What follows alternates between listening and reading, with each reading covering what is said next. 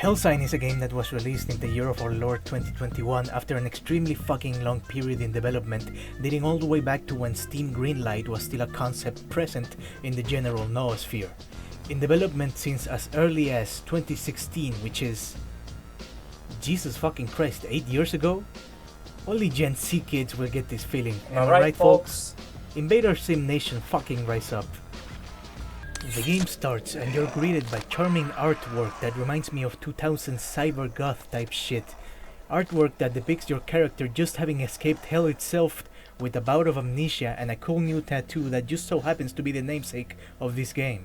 This cool new tattoo is a hell sign, a badass marking that makes you extremely near to the paranormal, to the point that you'll end up being hunted down by creatures the rest of your fucking life. Kind of a shitty thing, but then again this game takes place in Australia, so...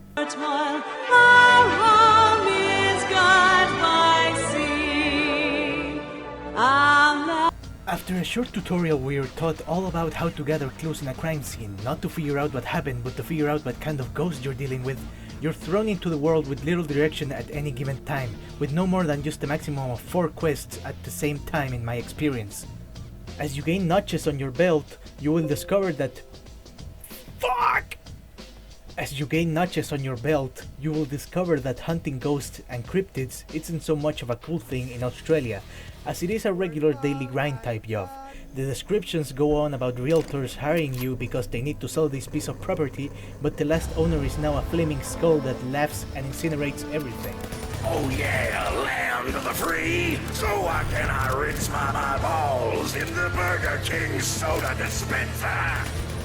The cops also need help because since you're so good at finding clues, you might as well tag evidence in murder scenes, and cultist rituals gone horribly wrong in the woods are a nuisance for park owners who need to host a baby shower here pronto. When you begin the game you will be so weak you won't even be able to go for a full clear of any given place, so keep that in mind before you try to speedrun this shit. When something paranormal begins happening, a place becomes infected with these fucking tendrils that fuck up your ghost listening device, and so paranormal activity attracts more paranormal activity, drawing in ghouls, spiders, giant centipedes, poltergeists, and Will of the Wisps. Lore-wise, I like thinking that this new player just comes in, clears that shit out, and leaves the heavy lifting to the veterans like the cool tutorial guy.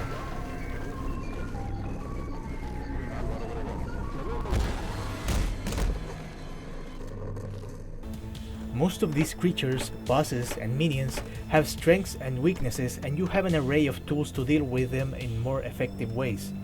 From silver bullets to dispatch ghouls, to jerry cans that you can dump on the floor to kill a mama spider and her entire brood, there's a variety of bullet types, gadgets, gizmos that will make sure that if you fuck up it's your own fault for thinking you were cool enough to get into this shit unprepared. Along with that, there's utility tools. Despite what you may think in this game, you're not looking for ghosts so much as you're looking for signs of their presence. Items like the ghost listening device,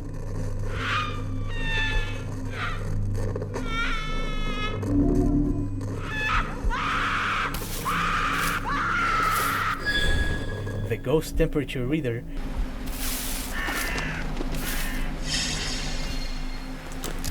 will have you find clues that will fill up your task meter and eventually let you either leave the house or use these signs to summon the big bad of this level.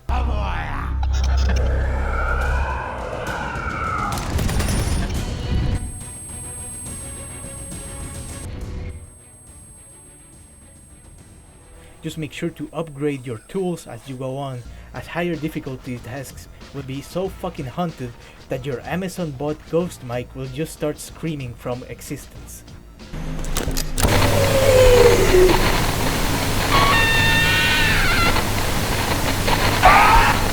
Eventually, you'll be such a cool fucking guy that slays ghosts for breakfast and demolishes equerries for dinner that you'll be able to figure out who you were in a past life.